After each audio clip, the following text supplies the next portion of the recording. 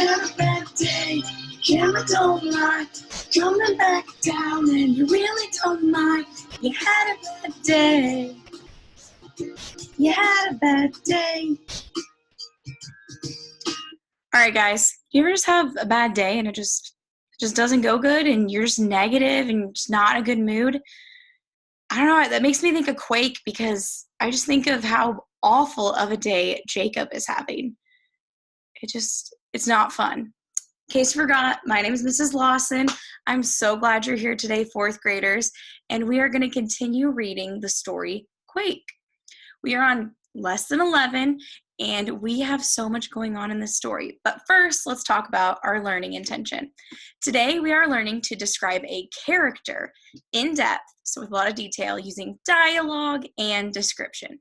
So we know we are successful today when we can describe a character in the text and use details in the text to describe that character.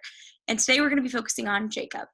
So for our foundational skill, we are working on Latin roots. So the first one we're going to talk about, you might have seen it before. Sound it out. What do you think it is? Good job. It's aqua. So aqua is a Latin root, and it means water. Do you know any words that have aqua in it? Yeah, good job, guys. So have you ever heard of the color aqua or aquamarine or any of those colors? What would it look like? Good job, guys. Yeah, it's blue, just like water would be. It's very similar. Now let's look at another Latin root. That word right here, have you ever seen it before? Yeah, it's dict, and it is a Latin root, and it means to say or to speak. And the first thing that pops into my mind is a dictionary. We use that a lot, and it has a lot of words in it, and it tells us how to use those words. So describe what the word diction would mean. If you're saying somebody's diction, yeah, it's how they speak. What do they talk like? So if we had to think about it, what character in this book do we think has the diction of a young child? Who talks like they're a young child? Yeah, Sophie, his little sister, because she's younger. Good job, guys. You're doing great. So write the word dictionary and aquarium. So it kind of sounds a little different. Aquarium on your whiteboard. Underline that Latin root.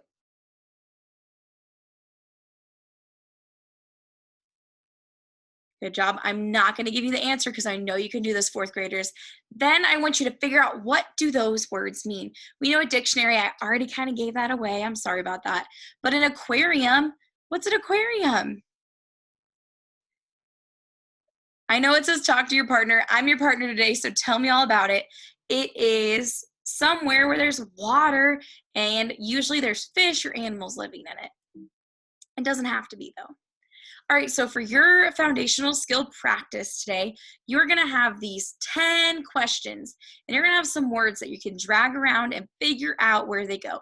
And I'm going to be honest, fourth graders, this is a tough one. It kind of even was hard for me. So what I want you to do is, if you find a word in these, choices that you don't know, use that dictionary. Look it up. You guys can do this. Once you figure out what those words mean, you can easily put them in the right sentence. You got this. If you're in the learning pit, work through it, use those tools, and push through. All right, for vocabulary, Miss Lawson's favorite, right? I always say that. So what is this word? Sound it out. Yeah, intact. Intact. So for a sentence, I didn't use one from the story, but it says, what part of the building is still intact? Any clues? If I told you this part of the building was still intact, it means not damaged or impaired in any way. So it's still standing, it's still there. All right, I'm so excited to start reading with you today. Let me get my arrow ready. And guys, read this with me, follow along, you can do it. South of Market. By the time Jacob reached his street, he was panting. The sooty air, that's a hard word. The sooty air stung his eyes. With so much dust in the air, he couldn't be sure, but he thought he smelled wood burning. Pausing to catch his breath, Jacob took a careful look at his neighborhood. The familiar rows of boarding houses and colorful shops were almost unrecognizable. The sky peeked through gaps where walls once stood. Many buildings had completely collapsed, leaving piles of broken boards between ruined houses. Signs were hanging off storefronts, and merchandise was scattered on the streets. One boarding house caught Jacob's attention. Tilting sharply, the structure rested on two of its foundation corners, as it had frozen in the act of tipping over. A nutty thought popped into Jacob's mind, and he said aloud, "That building looks like it's doing a dance step." At the sound of his voice, the dog whined and jumped up on Jacob's legs. Okay, so really quick, let's pause for a second. We're focusing on character today, right? Readers can describe a character by using the character's dialogue, so what they're saying, what's in quotation marks, and details about his appearance, his surroundings, their thoughts, their feelings, their actions. Readers also consider how characters act and react towards other people. So on this next page, let's think about how the author describes the characters as we read. So it says, "We're almost there, fella. Just a few blocks to go." Lots of people were on the street, and debris was strewn all over the ground, so Jacob had to make his way slowly. Here and there among the piles of boards, he spotted a broken chair, a man's hat, a broom handle. The familiar objects reminded him that hundreds of families lived south of Market. He wondered where all those people would go now that their homes were destroyed. Jacob and the dog passed a man dragging a heavy trunk bound with ropes. The trunk had made a rumbling sound as it bucked down the street. Every few minutes, its owner stopped, sat down on his trunk, and mopped his forehead with a handkerchief. They ran past an entire family trudging single file down the center of the street, like a row of ducklings. Both parents teetered under a load of blankets, pans, and other household items.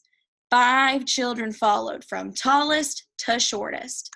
The first was a girl with long ringlets who held a violin case and an umbrella looped over her arm. Her 4 brothers trailed behind her, each carrying a heap of clothes. The smallest child couldn't have been any older than 4, but he clutched a bundle of linens as he hurried after his bigger brothers. Jacob swerved around a young man pushing a baby carriage piled high with towels, books, and lamps. Walking next to the carriage was a woman who carried a sleeping baby wrapped in a quilt.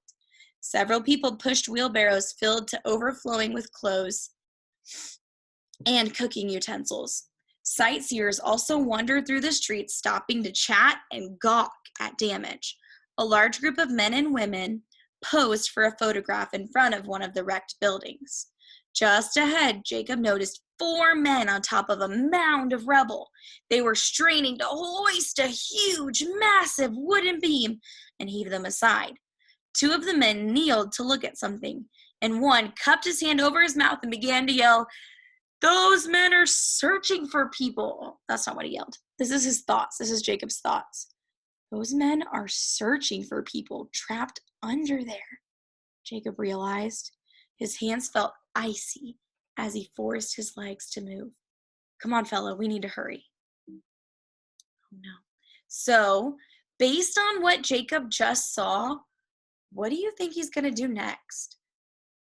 Write down that prediction, 4th graders. Good readers are always thinking ahead, making those good predictions, writing them down and seeing if they're right. So I'll give you a second. Write down that prediction.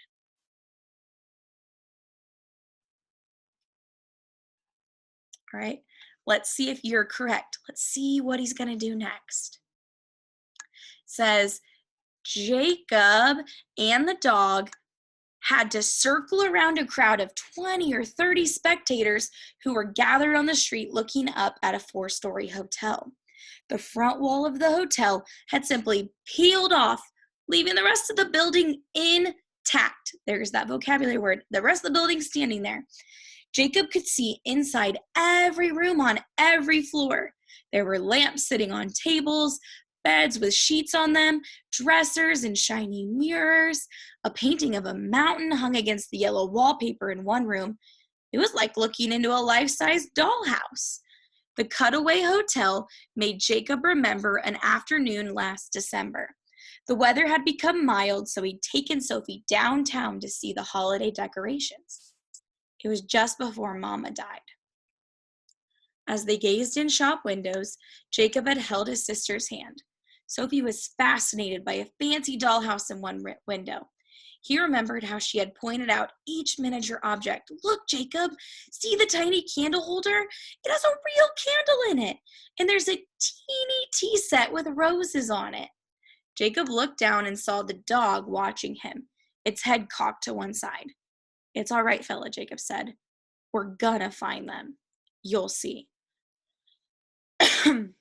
When they reached the corner, Jacob had to glance up and down in each direction to be sure he knew where he was going. Everything looked so different. The huge Nevada boarding house had fallen in, leaving a mountain of rubble. Holding his breath, Jacob stared at the space next door. That's when he realized the impossible had happened. Our house is gone. No! Jacob wailed as he charged into the jumble of boards and dust that had been home. Papa, are you here? It's me, Jacob. Answer me. The dog began barking and people were yelling, but Jacob ignored them. Where's our apartment? He had to find his family. He had to find Sophie. As he scrambled onto the mound of boards, Jacob heard something crack. Guys, so he stepped on something and he heard a crack. His foot plunged between some dusty planks, and he was able to break his fall by grabbing onto the corners of a mattress. Pulling his leg free, he continued crawling up the mound. Cautiously, he inched across a jagged section of wall and squinted into a cavern-like opening. Sophie! Papa! Can you hear me? No voices answered, so Jacob picked his way around the opening and continued searching.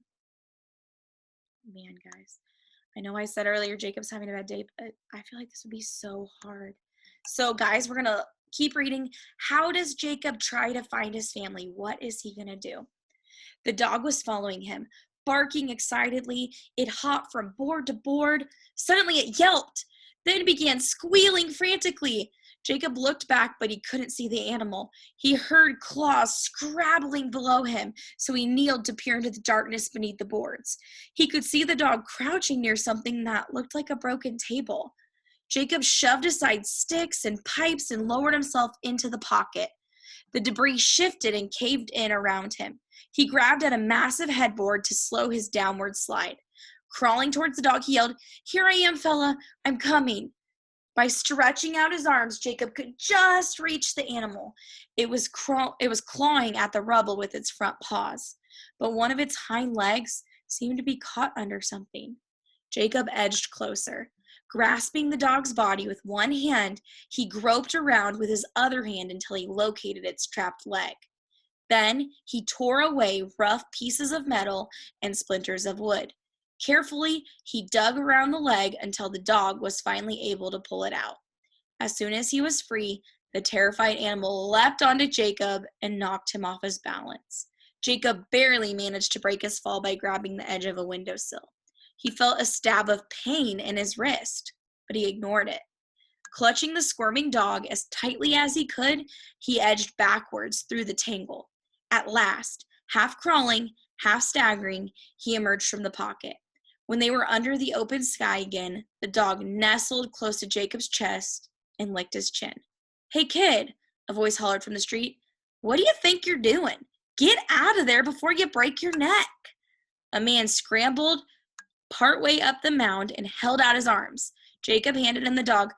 "My family," Jacob said hoarsely. "I'm trying to find them. We live in this building." "Nobody's in this heap, kid. I've been crawling around these buildings all morning looking for folks who might have got trapped. Ain't heard a peep from this one." The man set the dog down near the street and grabbed Jacob's arm to help him scramble off the pile of the debris. "But my family, we live here," Jacob tried to explain. They were still in bed when I left. Okay, so how did Jacob attempt to find his family? Think back over this page and come up with some ideas. So hopefully you paused your video. So he attempts to find his family because he's gone back to where he lives, right? And what does he figure out while he's there? Yeah, his apartment building's gone. Where he lives, it's gone. So then what does he do? He starts digging through the rubble. How does that go for him? Does it work? Does he find him? Nope. And then they kind of get in some trouble. Him and the dog both get stuck. It's kind of scary. And then after he's about like kind of sitting with the dog, a man's yelling at him saying, hey, it's dangerous. You need to stop. So he stops that. What are some other ways that he tries to find his family, fourth graders? Yeah, he asks people if they've seen his family. Does any of that work? No, they don't. So why did Jacob I already gave you this answer. Why did Jacob give up digging through the debris? See if you can remember what I just said. Why did he give up digging? Let's look back. Down here.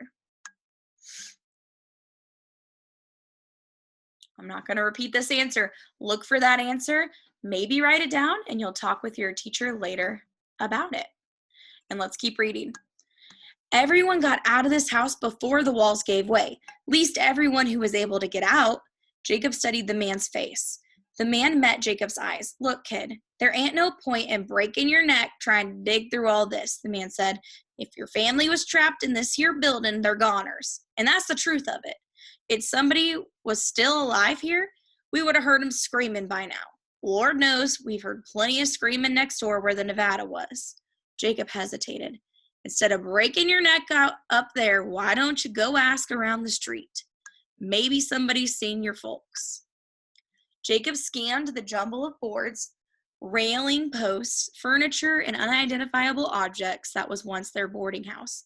He really didn't know where to begin tunneling to uncover their apartment, and it was plain that he couldn't sort through the entire mound by himself. The man's suggestion made sense. Maybe somebody on the street had seen Papa and Sophie. Brushing little nuggets of broken glass off his sleeve, Jacob noticed his wrist was bleeding, but he ignored the trickle of blood and said, maybe you know my father? He's pretty tall and thin with dark hair. Eats at Kaufman's, his name. He's a butcher. He would have had a little girl with him, my sister Sophie. She's 5. Curly hair and big eyes. The man shrugged. Sorry, kid. I don't know the name. And you're describing hundreds of folks down this way. Jacob nodded, stamping his feet to shake off some of the dust. The man ripped a length of fabric off the hem of his shirt and motioned for Jacob to hold out his bleeding arm. I don't see any shards of glass in here, he said as he tied the fabric around the wound. Better wash it clean when you get a chance, though. Jacob sniffed. Do you smell something burning? He asked. The man frowned. Fire's coming this way. It's 3, maybe 4 streets over. Fires are starting all over the city. And with the water lines cracked, ain't no way to put 'em out. Don't know what we're gonna do. He shook his head. Even if the city had enough fire engines to go around, how could them wagons get through this mess in the street? Guess it don't matter down here, though. All right.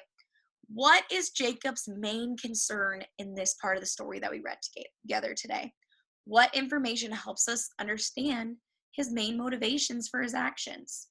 So what is his main goal? I'm going to pause here, look back in the text, see if you can figure it out. Okay, hopefully you looked back a little bit. You might have rewinded, you might have re-listened to some of the story, but right here, it says that, no, Jacob wailed, Papa, are you here? It's me, Jacob, answer me.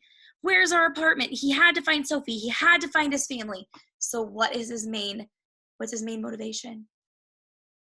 It's finding his family. He's doing all of this to find his sister and his dad. He just wants to know that they're safe. He just wants to know that they're okay.